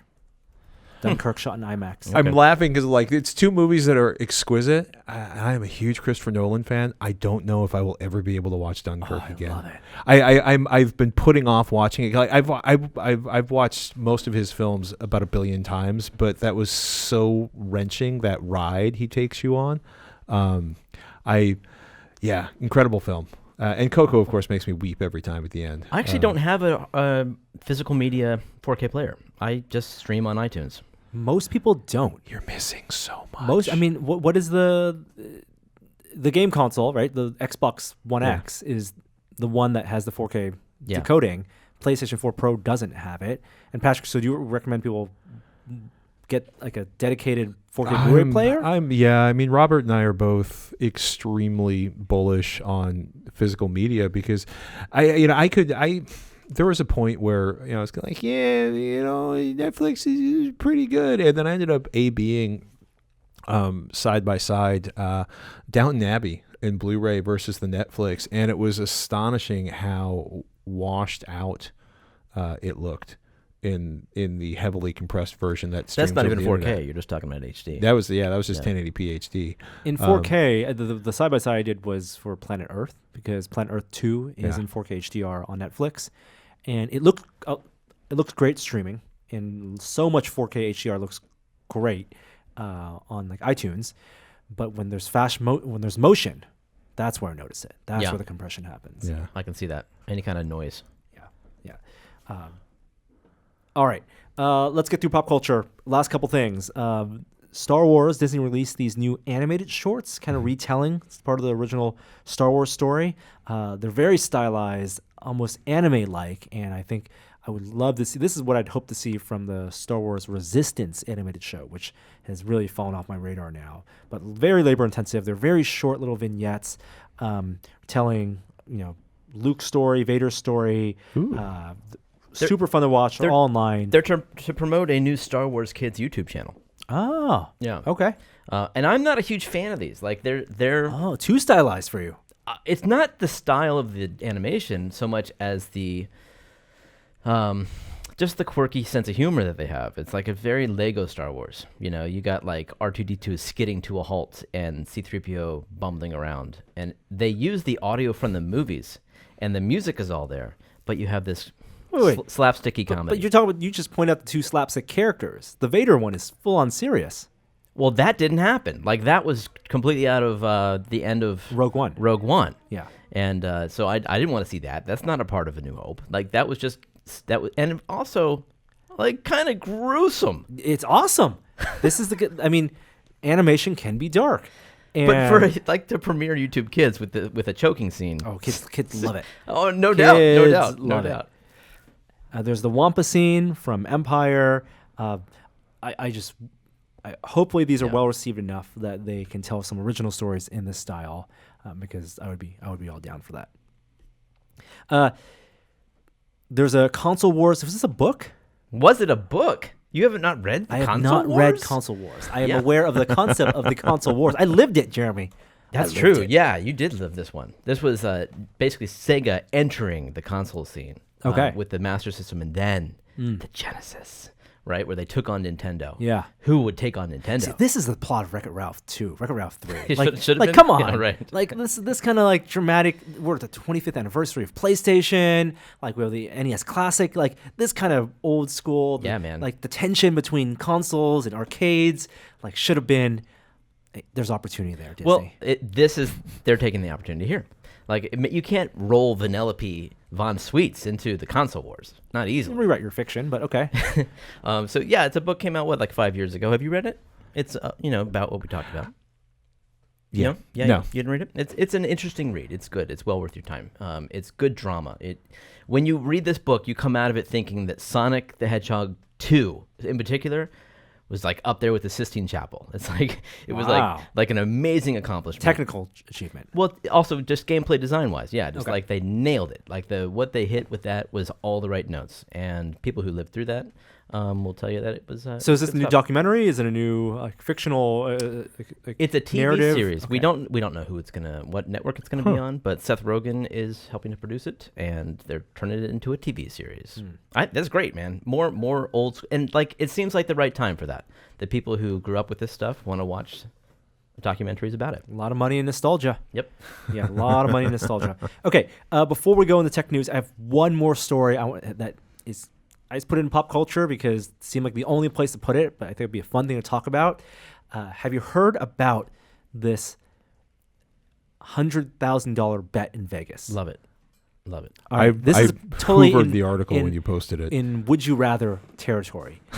But there are two. Well, can we just pose the question to each of us? Sure, I'll give you the context, set it up. Great. There are two high-stakes poker players who created a prop bet, a side bet, when they were chatting with each other over a poker game. And heads up, hold 'em. And they were having this conversation of how long do you think you could stay in a pitch black room? Like, how long could you endure in that room? With no technology. With no lights, no technology, you have food, and then we'll get into like the specifics of the circumstances, but basically isolation. Isolation, how long could you be in a room, and how much would it cost for you to be in that room? And one of the players, very confident of himself, said that he thinks he could do 30 days in a pitch black room. And he would do it for $100,000. So terms were established, money was put in escrow, deals were made, a room was set up, and as we are podcasting right now, this guy in Las Vegas, because that's where it can happen, is in a pitch black room. Now let me describe the room. I don't know how big. I don't think they talk about like dimensions, but what you have is, I imagine in my head, like not too much bigger than this podcast room. A bed, a refrigerator with no lights. There's food stored there, and you have a shower and a toilet and a bathroom, a toilet seat. So I think the shower and the bathroom are private, and they're night vision cameras so that the outside world, your family members, can monitor you and Make also sure you're not dead. make sure you're not dead. They're not streaming this. to Schrodinger's the poker public. player. No. This is going to be. They're actually. This is their big money making venture. They're going to be saving this footage and hopefully at the end of this, if it goes well, turning it into some type of reality show or something, whatever. But you're being monitored by the outside now. No technology, cavity search going in. You got no lights. Well, now hold on. Now he put a stipulation that he could perform a cavity search, but he didn't actually. He didn't do it. And because there's privacy in the shower and in the bathroom, he could have a flashlight. He could have anything. Let's just assume he doesn't have it. He does have to do urine tests periodically to make sure Yes. he's not taking any kind of drugs to pass the time. Right. So the other thing that I thought was super fascinating is passage of time, right? Without any technology, you have no idea day or night. You think, okay, I'm just going to sleep through it all. You know what? You go sleeping, your body can only take so much. Sleeping. Right. And when you're sleeping, that's actually bad for you because you might take a 1 hour nap and assume you slept for 8 hours. You have no idea. And you don't know whether you've counted the days. And they're not feeding him on a regular schedule. So there's food delivery, but the food delivery is at a random schedule between 3 and 6 days. So at the very minimum, you're going to get like 5 food deliveries or Right. 10. So, But they basically randomized it, so he can't be like, randomized okay, that's the. Because for me, what freaks me out about this is, one, I don't like being locked in boxes. Period. Not even ones with light. oh my God. And two, they've pretty much eliminated the ability to mark time. That's the thing. and that's you might go where- insane after 3 days. I That's think Yeah. it's 30 days. I mean, because we know that isolation, being kept in isolation, is bad for people in general. Maybe not all people, but for the vast majority of people. And this is, this is not a sensory deprivation tank, but it is certainly taking away a lot of what allows you to function. I mean, you could also say that poker players are particularly interesting because they make their living in places that are engineered to make it impossible to tell when time is passing, right? But you And- have engagement. yes, the mental very stimulation. intense engagement. Yeah. So what are the rituals you would do? You could exercise. If you build in a ritual, like it will take you 2 hours to do this ritual. That's how you would measure your time, or if you want to physically exhaust yourself. Yeah. It has to be mental. Like you don't read. There's no puzzles you can solve. It's in the You- dark. You You're can't feeling. draw. Yeah. You can't even mark the passage of time. Right. Like your own sense of it. Whatever Well, that I mean, might be. Yeah, I would use scratch. The scratch. problem is what? that scratch what though? You have no references. I would take the toilet paper and break off a sheet, Yeah. and put it in the corner, and have count the sheets. Count the At the sheets. but end. that's the problem though. Is your but I mean Oh no! I tore them. I spilled my sheets. Norm's counting his sheets. I mean again. not too long from now, Norm, you're going to tell your child 5 minutes. Just leave me alone for 5 minutes. And 34 seconds later, it's 5 minutes up, and you're going to be like, I'm going to be a good father and not exterminate Oh my this God, incredibly irritating 5 minutes creature. of crying feels like 3 hours. It's all relative. And 3 hours of crying feels like an eternity. But you don't have. Yeah, you can count. Is that? I mean, are you talking about? Is that your game, your amusement, the stack the toilet paper game? I mean, for me, it is all about how much time is left. So when the food comes, I'm pounding on the door saying, just tell me how much time is left. No, you 'Cause can't. They won't. They won't. And so, yes, I would count the toilet sheets too, just Could so I you- could have my own idea. Could you? I mean, okay. Could you manage to, through tracking your diet, have a regular enough bowel movement to Oh, make I that like this. a time tracking tool? Oh, this is why you're on the podcast, Patrick. Now you're thinking. I outside finally the box. added something to the podcast after all these years of Yes, trying. the things of the regularity, being regular. Yeah, but then they put something in your food to make you more regular, and then it messes your cycle up. Well, but at least it would give you something to latch on to, even Yeah. if it was incredibly false. All right, so you're counting your bowel movements. You count that. Okay. You count your meals, hunger, right? Right. I mean, could you be? I mean, if you could have I think the stipulation was you could bring whatever food you want in. So could you be satisfied? You physically, can, and I think you can order whatever food you want. So would that physical satisfaction, would that be enough to stave off the mental? Oh, dude, the only reason you do this is for the money. Just think about the money. It's just thinking about that sweet money. Think about $100,000. It's all or nothing, too. At the end of the tunnel. And it's not a lot. I mean, 'cause one of the things they talk about in the article that's up on Pocket Vibes is it ends up being like $140 an hour is the earn out. Right.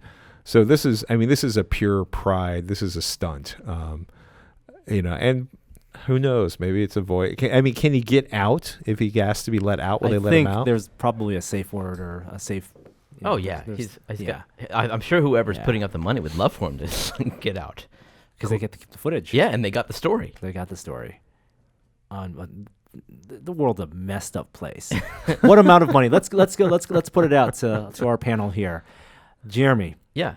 how long do you think you could be in a room? I've always thought I could do pretty well. Like, I've always thought, like, in solitary confinement, I would be well This is not suited for that. solitary. This is beyond solitary. Beyond confinement. I know. solitary. No, I know, but I think you do very well in prison. However, this is a little beyond the prison I get you. situation. I would rather be in solitary in prison, probably. Yeah, But with the Yes. book. Yeah. the bathtub, I think, is a nice addition. That's a pretty luxurious And black apparently he's got room. lots of bath salts and stuff. Yeah, exactly. And if there are night vision cameras, those do put off a little bit of light. Like, he's not completely the blind IR. in there. Yeah. Oh. So You could adapt. maybe you could. Maybe He's evolving. at the end of the month. Like, he doesn't want to leave. No. No light. No light. My precious. give me a time though. Give me a time. 1 week, 2 weeks. I think I could do. I mean, I could certainly do. I think I could do a week. You could do a week. I'm A just week. saying. If it was $100,000 a week. Oh yeah, easy. Oh, easy. Oh, Okay. definitely. Patrick. I would do this to like save my children, and there's probably not enough money in the planet. Well, there is, but it would be. Everyone's got a price. It would be. Yeah, I would do this for fuck you money, but not much short of that. For how long? For 30 days. For 30 days, Yeah. I'd do 30 days to save my children. I don't At think I least could try. do 30 days. I don't know if it was I life or could. death, yeah, I'd endure the 30 do it, days. yeah. I mean, this is a bad don't- place for humans that are normally around a lot of stimulus Yeah. to be in. There's someone else who wants in on this offer, and wants to up the ante. Thinks they could do it for longer, and Is it Will Smith? no. Oh. In the betting community, in the article they talk about. Yep. One person wants in and has offered to raise the stakes by putting a live animal in the room with them, What, like a pet? like a snake, Oh, forget that. like a dude. spider. Oh God. It's Vin Diesel. No way.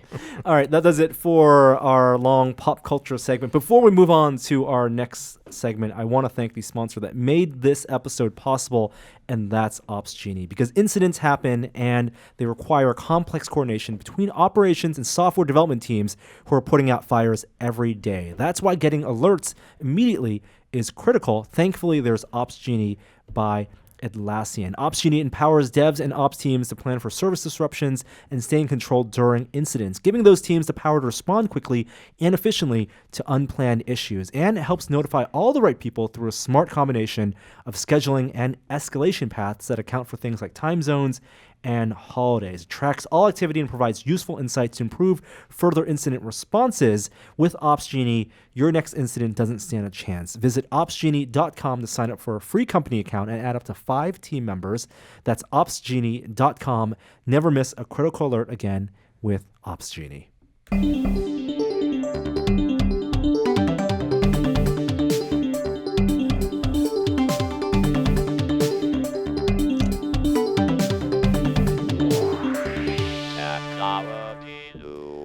All right, back to something a little more lighthearted, less serious. Apple phone sales. Apparently, Apple is not doing so well selling their new phones. No. Their new iPhones this Well- year. They're not. Well, there was a rumor a couple weeks ago that Apple had reduced orders from its suppliers on parts across all of their new phones, the Right. 10R, 10S, and 10S Max. And now they've done something they have not done before, I think, which is to offer a huge trade-in value for new phones. So they're doing promo deals such as up to $300 off a phone for you to get a new iPhone XR for $450, which is $300 less than their asking price. Wait. If I trade in my old phone, If you trade in your old phone, what phone? Does it matter? I'm not sure which your like- current. It just says trade in your current iPhone. Huh. Okay. An iPhone 7 Plus Or newer. or newer. Interesting. Yeah. Which you can't get that $300 for an iPhone 7 Plus. I On think. eBay. I don't think so. Or anywhere. Yeah. Huh. All the forecasts, I mean, they had lower expected guidance for their next quarter. I think this is all a factor of the iPhone 10 being very successful in that first year and being maybe too successful. When you ask people to spend $1,000 plus on a phone, it turned out people will, but the trade-off is they probably won't buy the next phone next year. Right. That they stretched out the buying cycle. I mean, they've lost. We don't spend a lot of time talking about sort of market capitalization and stuff, but their stock's been hammered. Ooh. And part of that's also the trade war stuff that's going on in U.S. politics. But yeah, it's not doing well. Now, Tim Cook has said, he's really hammered in AR. AR is the next big thing. And while we are fascinated by the technology and look forward to whatever they put out in that kind of mixed reality space, is that going to be a flash in the pan? Is it going to be more like iPhone or more like iPad? Both successful, but iPad definitely not the world-changing device that the iPhone was. Well, the good news is it will be a new product category. And so it will be one that can rapidly improve year upon year, as opposed to the phone, which has gotten to a point where it's just good enough for most people and we don't need the new one. And I don't think that's good enough for Apple, though. It's just a product that can grow year on year. If watches, we're in the third year of watches, and that's growing year on year, and they are dominant in the category in terms of money.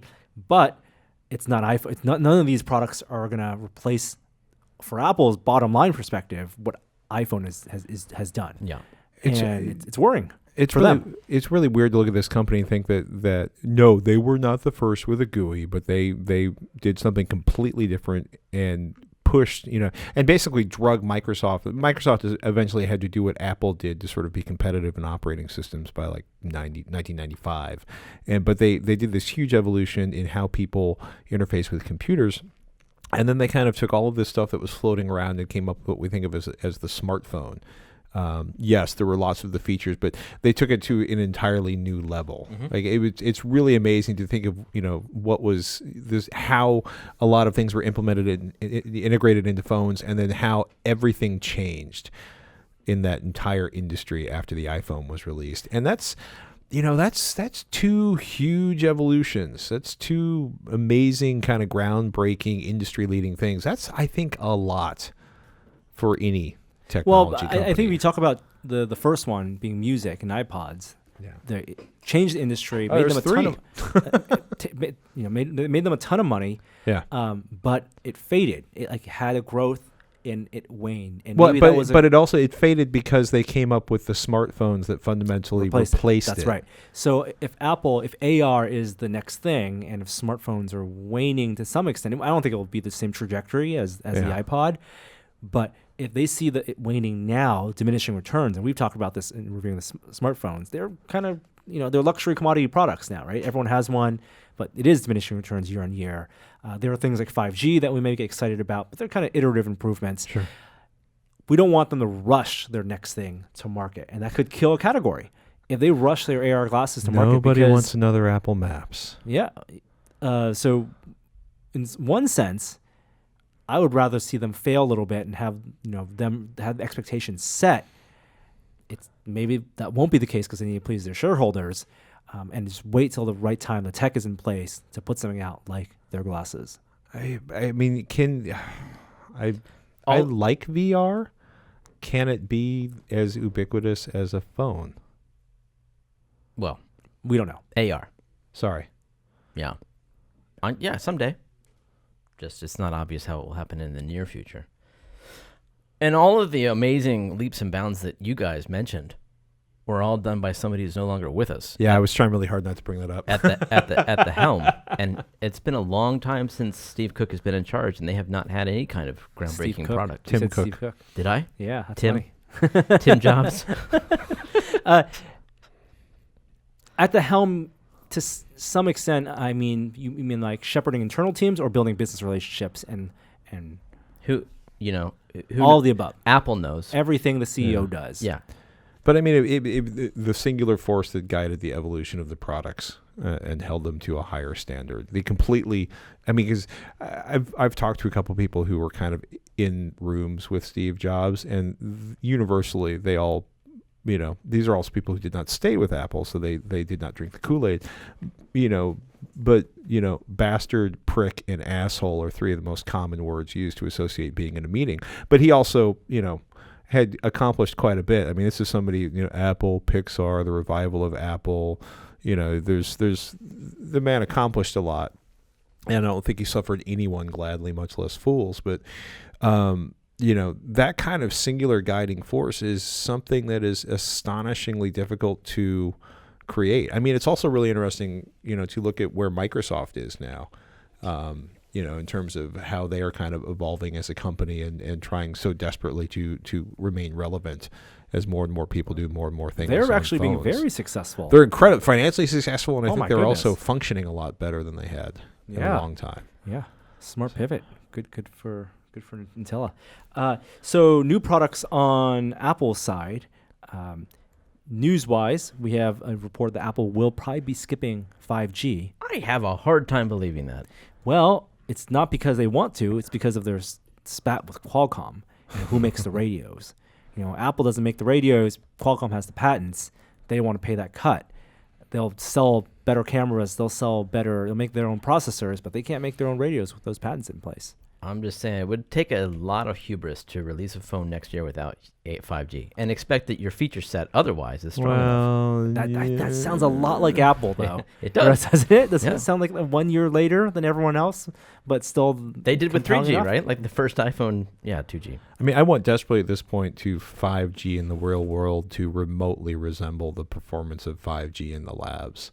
Because, the more you sort of dig into it, it's going to be, there's going to be no lag. It's going to have all of the bandwidth. It will transport everything. It will change, your knitting needles will speak to your car while you're transporting. I hadn't heard that one. Well, yeah, I'm mocking somewhat. The but lab specs are so off the chart, though. 200 gigabit, that if it's a small fraction of that, it's still going to be an enormous leap. Absolutely. And that's also assuming you can actually access any of it for anything that resembles a reasonable price. Not that I am very curious to see where it is in a year.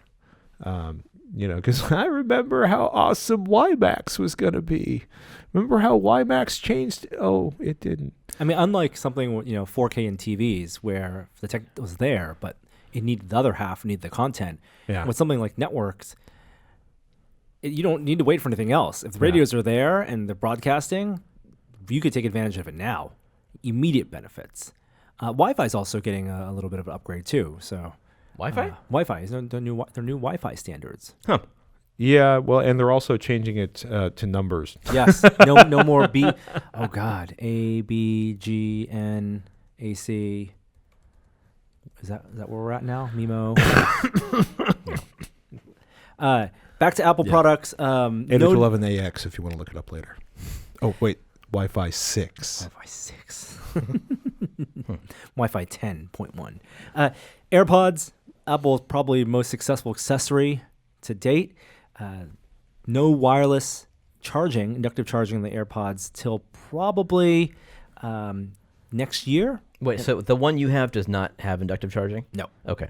They were supposed to refresh one this year with a new case with inductive charging, but they never released the AirPower mat. Yeah. For whatever reason. Probably a technical problem is what people are saying. But the reports from the analysts are that will come in next year, and then there will be a new AirPod design in 2020. So you're pretty safe getting a pair of AirPods in terms of obsolescence. Getting one this year is not a bad idea. Patrick, how is it that a rigid, hard plastic earbud has become the godsend everyone makes it out to be? Because Apple is so goddamn good at marketing. Is it marketing? I think it's pairing. I think it's the chip they have in for Yeah, seamless I mean, pairing. and that I don't use them because they don't really stay in my ears. And They don't create a seal. They probably don't sound that good even. no, for me, the music isn't good enough on them, and my ears are large enough that they don't particularly stay in my ear well. Yeah. And I just don't need to lose, half of a set of earbuds on a regular basis. I can't afford that kind of attrition in my lifestyle. I mean, what most people were comparing them with were the built-in headphones, so the pack-in headphones. And Yeah. quality-wise, they're far superior. But But comfort-wise, they're probably about parity. they're about the same. Yeah. Yeah, but they still look funny. I need a soft earbud that conforms to my ear canal and creates a seal and gives me that sweet bass. Get some silicone, some tips that you can swap in and out. That's what I use. Oh, Love it. So gross. Apple also making some concessions in their partnerships, or is this Amazon making concessions? Who knows? Oh, this is good. But for people who subscribe to Apple Music and have Amazon Alexa devices, soon you'll be able to play music from one on the other. I mean, this is huge news. Apple does not do this on a regular basis with anybody. As far as I know, you can't listen to Apple Music on anything else. I think this is pure the enemy of my enemy is my friend, and this is Amazon and Apple kind of, giving the finger to Google. Oh, you think? Okay, maybe. Yeah, but I mean, Amazon is clearly winning the personal assistant device. Oh yeah, HomePod's Right. kind of dead. Right. And so is this Apple saying, okay, we'll give you this one. Who wanted Apple Music on the Echo? You did. Who? You did. No, that's true. But because this now means I can actually save money. I can cancel Amazon Music Unlimited and just use my Apple Music. Right. I'll be curious to see how many devices you can stream to. So what did Amazon get for this? I'm wondering which party wanted this, or does it benefit both? Well, the other thing they did was Amazon has allowed Apple products to be sold on Amazon. Exactly. So yeah. that's the concession, and that's good for Apple. Yeah. That's definitely good for Apple, but it's also good for Amazon. Yes, I don't think the cuts are the same, the margins. Don't know. But it's definitely good for Apple. Amazon's not in the phone business anymore, but they are in the music streaming business. Yep. And they are in the Prime, get you to pay for $100+ a month, $110 every year for a package of streaming services and other services. So it feels like Apple's getting the better end of the bargain here. Yeah. I mean, in terms of where I feel that in terms of where Amazon actually makes money, I don't think it bothers them that much. I don't think that, it's not like that it's a big earner. It cements their hardware in the household. Definitely. And their business, their strategy seems to be get Alexa everywhere. Apple Music was much more successful than I thought it was. I mean, it's a drop in the bucket compared to Spotify, but it's a much, Spotify is much bigger, but Apple Music is much bigger than I had thought it was. It speaks to the failings of iTunes. Man, we could do a whole podcast on the failing of iTunes. That needs to be a rethought entirely. It just needs to be taken out back and shot like Old Yeller. But it's interesting to realize they probably may simply be responding to lots of people being like, why can't I get my Apple Music on my Echo? Why can't I get my Apple Music? Just make the deal happen, Yeah, but it's not a deal you would expect to happen. No, it's not. But The big coup would be if they allowed FaceTime on those devices. With the ones with the screens or Yeah. even audio? Because remember when devices. FaceTime was announced, Yeah. you can get to Skype on those Dude, now. if they're going to do that, why not just messages? Send a text message to so-and-so. Because it's their killer app. And tell them this. Messages are the killer app. Maybe a limited form of messages. But remember, FaceTime was supposed to be an open platform. Any device was supposed to be able to use it. But I guess it was compelling enough that they needed to lock it into the Apple ecosystem. and now we have Facebook Portal. I know there's people listening who are probably saying you've always been able to Bluetooth sync your iPhone to your Echo. Yep. And that's true. But you can't control it with voice. And that's the whole compelling aspect of those And it's a devices. concession for Apple on Siri to the Alexa side, right? Saying if people have a better experience using Alexa control Apple Music, that's not good for the Siri team. Man, maybe this was the trade-off for finally having, Amazon Video on the iPhone. Dude, what if next iPhone they got rid of Siri and it's Alexa? No. No way. No way. No way. The data they get from those and the learning they get from just Never. Yeah, it's such valuable data. But you as a Apple Music subscriber, let us know what that experience is like using Apple Music on the Echo. I will report back with Alexa and starting whether it like feels limited. the 14th or something like Yes. that. All right. Yes. 17th. All right. All right. A little bit of side news. Starbucks is, I can't believe this wasn't a thing already, but starting next year, they are going to start blocking porn sites on its public Wi-Fi. Yeah. People, this was a thing? Today I learned. Yeah. This was a real problem? Okay. Yeah. Now, I thought it'd be a bigger problem if they had decided to block Fortnite on their public Wi-Fi. Or Netflix. Or Netflix. I don't know. What's weird, like their official statement is, while it rarely occurs, the use of Starbucks public Wi-Fi to view illegal and egregious content is not, nor has ever been permitted. We have identified a solution to prevent this content. Well, straight up block it. Censor it. Exactly. Like anybody could have told them a solution years ago. Like there's 5 easy ones. Yeah, and anybody who's got the stones or anybody who's got the ovaries or the testes the special seat at the Starbucks, right? Yeah. You just redesigned the Starbucks layout, so no backs to the chairs. So many bad, squishy thoughts going through my head right now. No, but I mean anybody who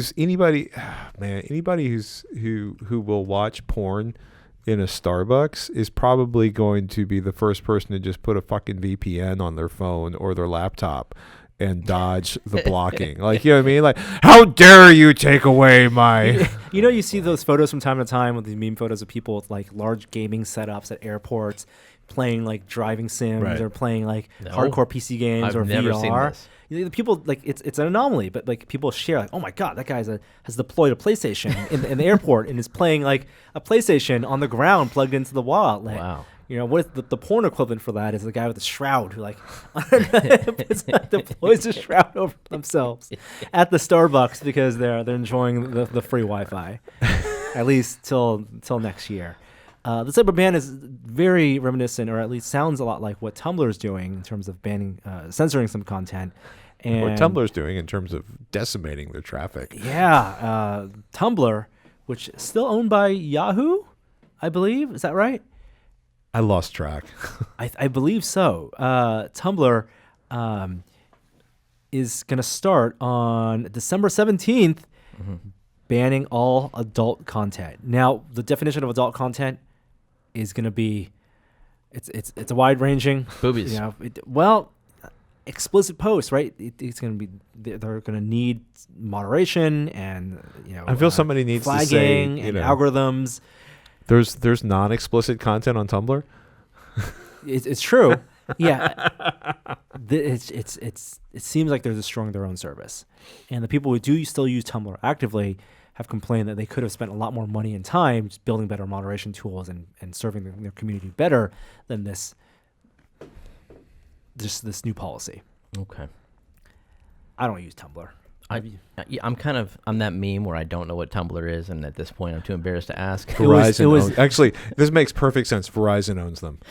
Oh. Okay. Why invest in things that'll make the customer's life easier when you can just charge them more per month and tell them you made their life better? Is it a blog? It's like Medium, It's but like for Medium. for memes. For memes. It's like Pinterest, but before Pinterest. It's Medium, but for sharing pictures and sometimes video and posts. Okay. But anyone could create their own website and create their own blog. Doesn't Instagram kind of do that? Instagram is just pictures, though. This This is like WordPress. Tumblr is like WordPress, Gotcha. but Tumblr was a super simple blogging platform that what a lot of jokes about prawn on Tumblr aside, it used to be, I think a lot of the community that is now on Pinterest used to be on Tumblr. Because it was a lot of like, here is a picture. It was, somebody's like 297,000 entries of, particular shoe stylings or fashion or, whatever their particular jam was. You could go deep on Tumblr. Yeah. All right. Other big news in the marketplace. Well, on the Valve side, Valve had changed some rev share numbers for Steam. And this happened over the weekend. Previously, 30% was what the rev share was. Valve, if you sell a game on Steam, Valve takes 30%, you get 70%, and now they're changing it so that if you make more than $10 million, between $10 and $50 million, you get a bigger cut. Valve takes only 25% of this. The more they make, the less you pay. Okay, so it's the same as it used to be up until $10 million? Yes, still 30%. And Okay. if you make more than $50 million, then it's a 20% cut. Now, it might sound great for publishers, and this is definitely a move to entice bigger publishers to launch heavily on Steam, because that's a lot of money. When you get 5%, 10% difference at $50 million, a lot of money. But for indie publishers, not so great. And so, Remember the struggles you made to feed yourself and keep your cat in cat litter while you were making that game? Well, It's they're not going to complicated. get any easier. Well, I thought that indie developers liked Steam. that's the complication. Steam was a big marketplace for indie developers and a huge success story for people developing indie games as a distribution platform. Isn't it still? It is, Okay. but they feel kind of like a slap in the face 'Cause when this does not apply to them. does not apply to them. Right. And as alternative, Epic, the makers of Unreal Tournament, and not so much Unreal Tournament now, but Fortnite, is launching their own marketplace for which the rev share is 88% to the developer and Wow. 12% to Epic. 12 across the Dun, board. dun. They make something that makes so much money. I mean, they already Well, gave back dude, like, Steam, a ton of money. Steam makes a lot of money. Right, but I'm talking about Epic makes so much money just from Fortnite. Yeah, Right. yeah, I get you. Billions on Fortnite that they'll do this just to spite Steam. I'm okay with that. I'm okay with it too, and I think we've grown as gamers have grown past the place. Remember the resistance, God, in 2004, right? The resistance to Steam, and then Steam became the de facto place to download and play your games. But now people have Uplay, people use maybe less EA Play, but people use all sorts of services and are okay with it because RAM is cheap. Epic also has their own game engine, which not too long ago they started giving away for free as well. And also giving developers who use Unreal Engine more money back. Yep. They gave PUBG hundreds of millions.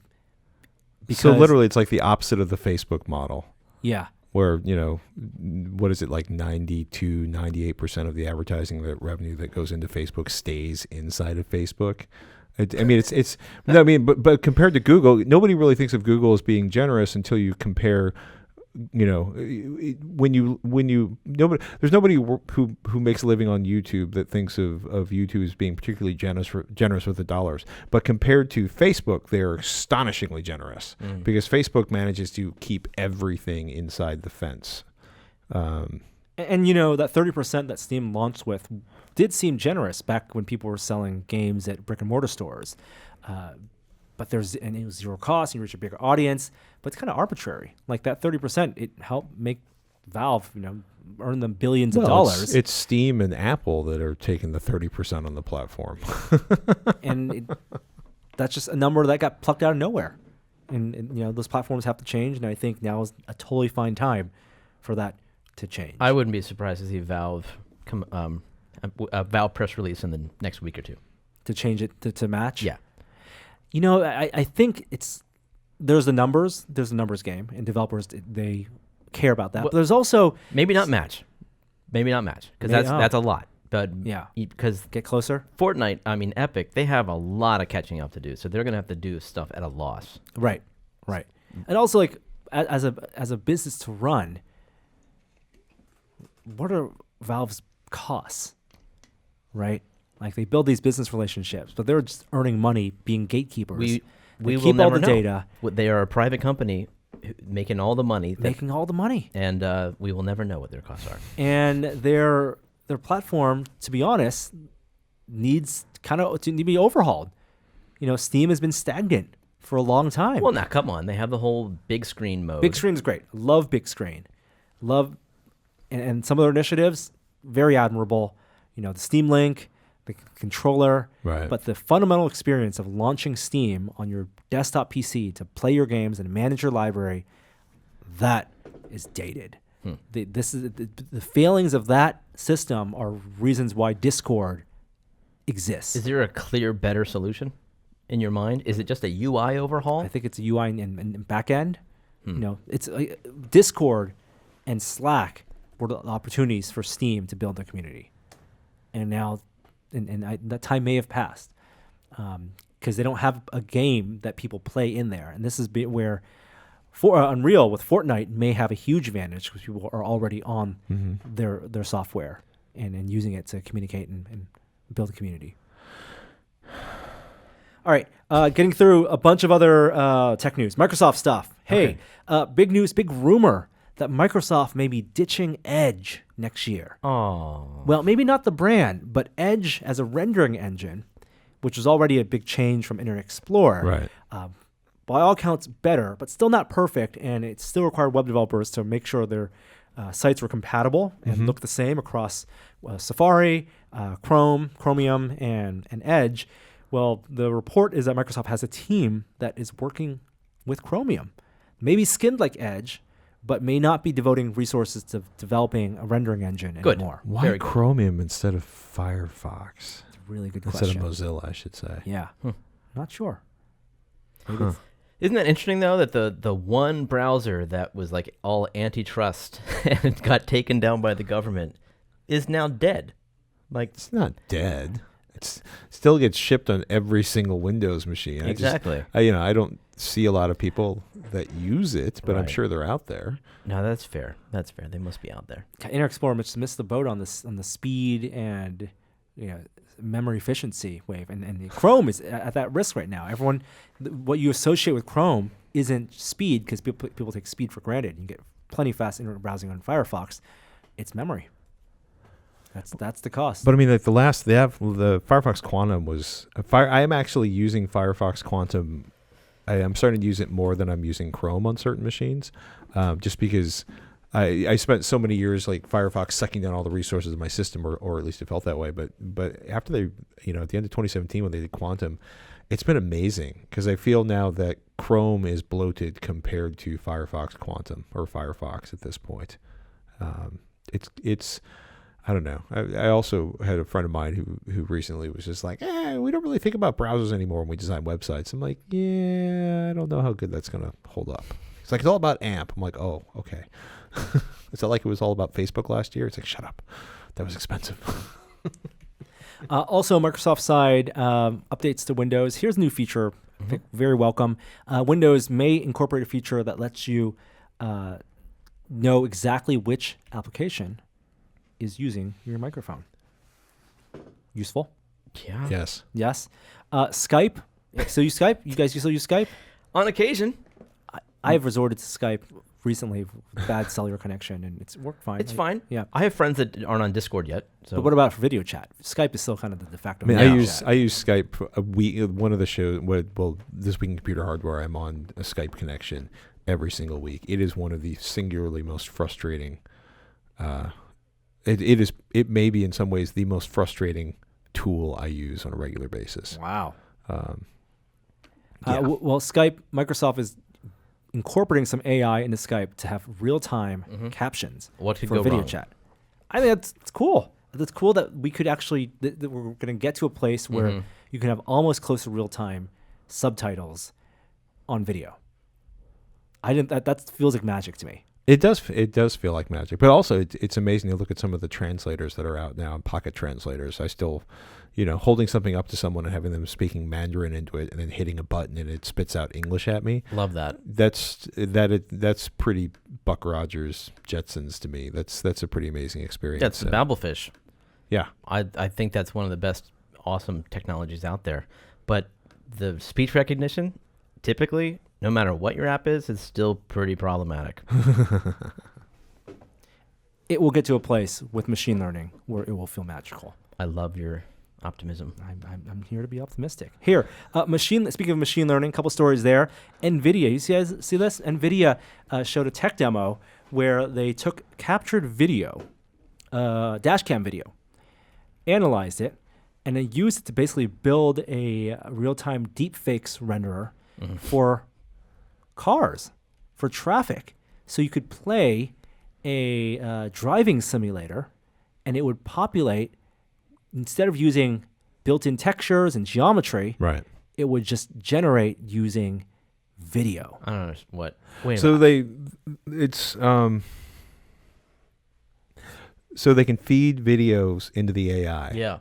This is 16 weeks of driving through the Grand Canyon. This is 275 hours of driving through Manhattan. And you have semantic understanding of things with road, car, buildings, Yeah. and Does it fill in 360? Like It's essentially it can 3D world? It can generate artificial worlds. It can basically be like, I want something that feels. I don't know if it's 360, but it's fast enough at 25 FPS. If you look Yeah. around the field of view, it will populate. Yeah. Really? So stuff the camera never saw. That's a really good question because the perspective. I guess I don't think there is camera change. I think it's just ahead of you because that's the perspective the camera sees. Right. That's a really good question. I don't Yeah. think they're shooting with 360 video. And 360 But I can cameras. do things that the car never did. Like I can change Yes. lanes when they. I don't know. What? Then what's the point? Well, the point is to reskin the world to do it in real time without having to manually Right. say that's a car. That's you can generate worlds using existing data and kind of randomize and just fill streets with cars. Yeah. It's the same type of technology that's used to like map animations on people, Right.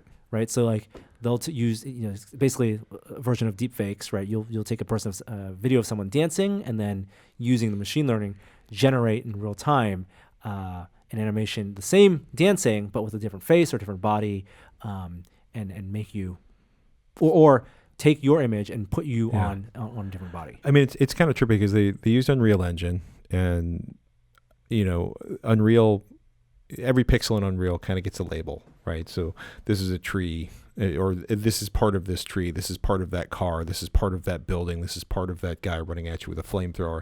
And then sort of the Unreal Engine fed this idea of this world into NVIDIA's neural model, which then would be like, oh, okay, the AI is like, if this is a car, and it pulls a car out of its artificial intelligence ass and slaps the car. Basically, it's like real-time skinning from an AI. What's the end game for this technology? Real-time texture mapping. Is it going to be used for AI cars that can drive themselves and detect the world and understand it as we do? That's one. Yes. I mean, creating VR worlds, creating VR set pieces, creating, at a higher level if you need to do something. I mean, imagine if they could populate the graphics in a completely open 3D world doing this. In the distance, just Yeah. in the background. Doesn't even Yeah. need to be stuff in the foreground. It's the same as filling in. The demo video showed about filling in pixels for scenes, like Yeah. the landscape scenes, right? Or upscaling, right? This Yeah. is a way to do that. Yeah. Okay. Google's AI blog posted a feature about how the Pixel 3 uses some deep learning and some machine learning to do its fake bokeh mode, its portrait mode, using a single lens, just like the iPhone XR. Okay. And a lot of stuff makes a lot of sense in terms of it's just adjusting parallax. It's taking multiple pictures. It's using some phase tech autofocus to just compare left and right. But some of that doesn't work very well if there's no distance between you and a subject. So it combines that with some neural network understanding of like what the edge of your hair should look like, if that subject is a person or a cat or a dog. And to test it, it's kind of cool. They built this rig with this custom 3D printed rig that holds 5 Pixel phones, and took a bunch of pictures and then analyzed it to refine their neural net with an engine that would run on mobile. So I think it was a TensorFlow Lite. Really cool blog post. I want to read a blog post about how they're doing that night sight, because that's the best thing I've seen so far out of the Pixel phones. Kishore likes that a lot. Yeah, Will likes it a lot too. It's something that, I'm sure next year Apple will have something. If they don't have 5G on their phones, have a better low light camera. All right, last couple stories. PlayStation Classic is out and people are buying it. So far, it has not been fully hacked yet, but because they're using just off-the-shelf emulation, some people have found that if you plug specific certain brand high-end USB keyboards into the PlayStation Classic, you can access the emulation menu, which lets you do things like add some scan lines, change frame rates, but not sideload games, just yet. That guy just hit the escape key. That's how he got this menu to come up. Isn't that funny? Yeah. And not on all keyboards either. Is that true? Yeah. That's weird. Yeah, it's like certain high-end Corsair keyboards will work for this. On the robots news, 2 bits of robot news. The International Space Station has a robot on board. Okay, dude, this is important. You guys, have you seen this video? Yes, it's called Simon, Simon. Seriously, if you watch one video this week, watch this one. It's really funny. It's not Robbie the robot. It's not. It's more Hal. It's more Hal than anything. Yeah. But like Hal losing his mind.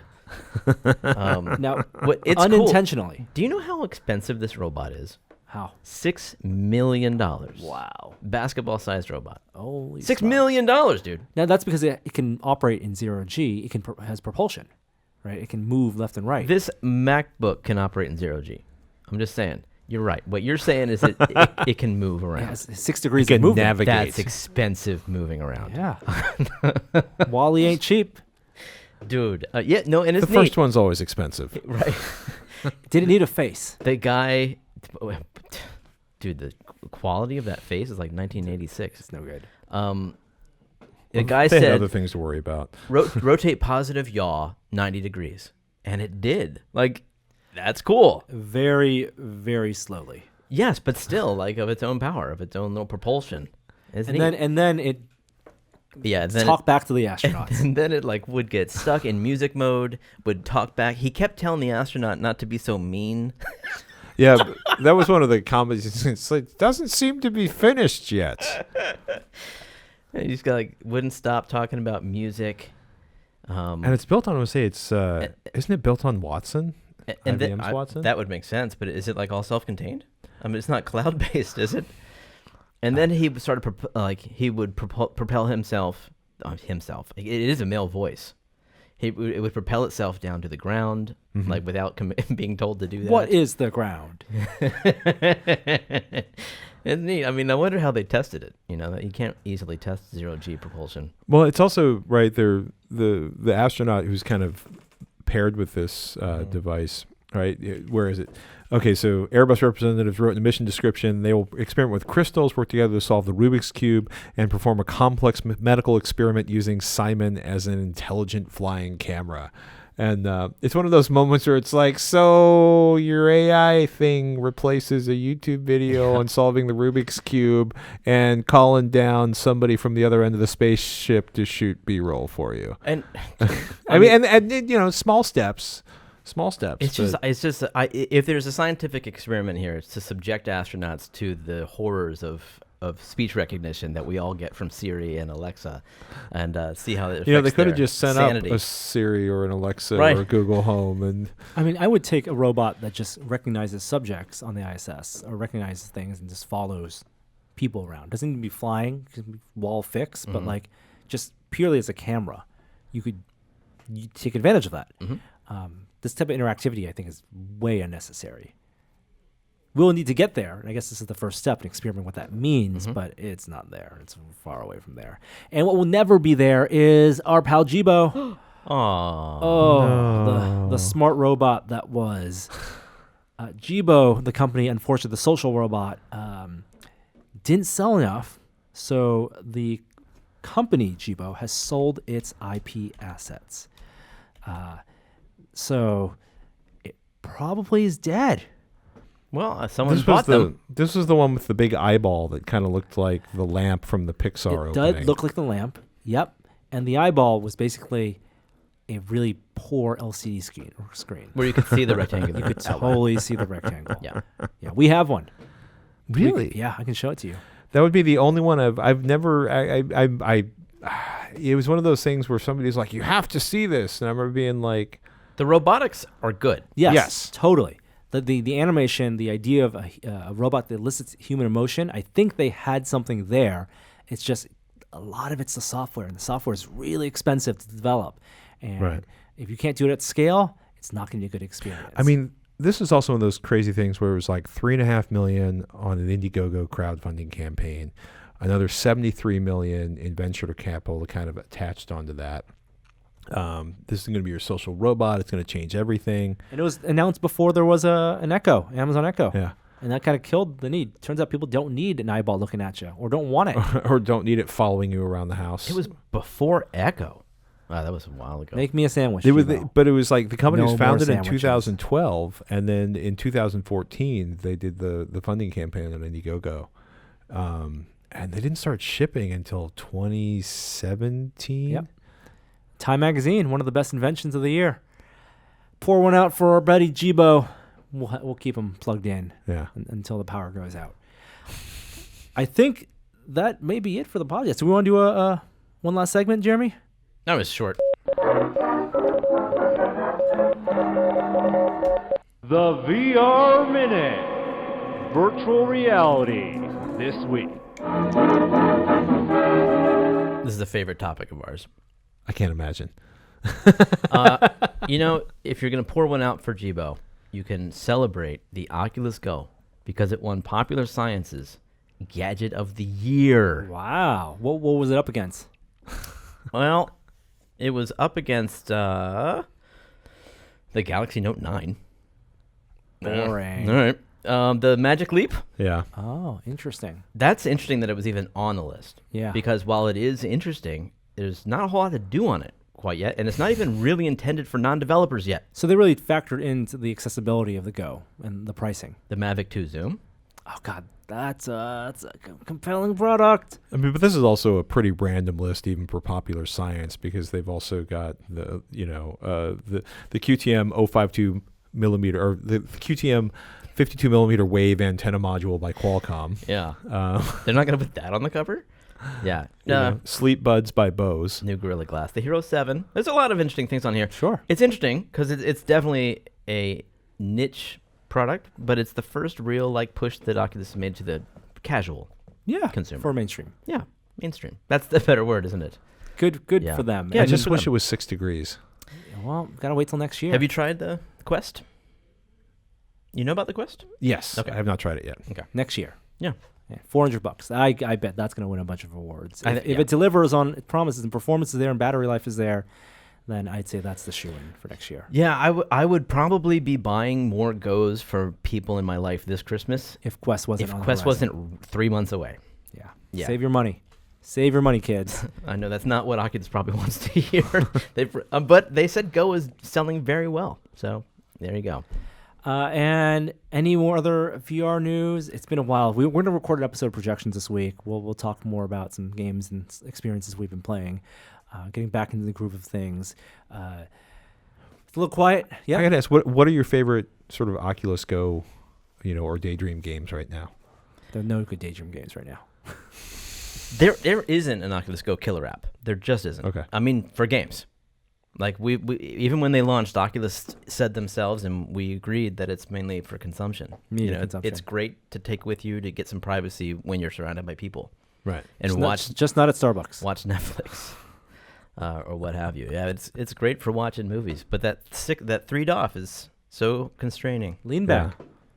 Yeah. Yeah, but that said, there are some good games, and we will be talking about them this week in projections, I think. Yep. Okay. Yep. That will do it for this week's episode. Thank you so much, Patrick Norton, Thank you for having joining me. us. Where can people find you and the content you make? Please head over to TekThing, TekThing.com or AVXL, AVEXCEL.com. Subscribe to their YouTube channels. You also have Patreons and regular postings. It's always fun to have you on the podcast. What's your favorite social media? Twitter? Probably Twitter. Yeah, me too. Because we're old. Well, Facebook isn't particularly useful. And I've got like 100,000 or 95,000 followers on Twitter. So if I interact, there's a much larger audience to get a potential interaction out of. I have a friend of mine that's convinced I should be spending more time on Instagram, but I think I should just leapfrog that and go straight to Snapchat. Oh, wait. All right, Jeremy, we got a mutual outro. Oh my God. Oh, one last bit of promo while you look for that. Jeremy and Sean's project Star-Lords basically is just wrapped up. We have one more episode, but the big payoff episode is out this week. You guys should absolutely check that out. It's for tested community members, premium members, but it's a 7-part series of the journey to build an arcade cabinet to unveil at an arcade expo. This should have been the plot of Wreck-It Ralph 2.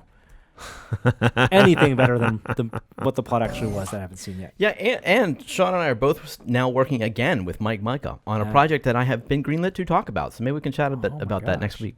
We will absolutely chat about that next week. You alluded to it on Still Entitled. I know. All right.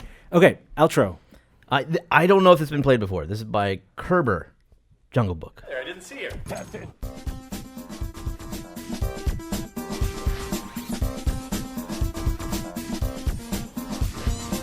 Isn't there like a boy that's raised by a wolf in that one? No, that's Jungle Book. No.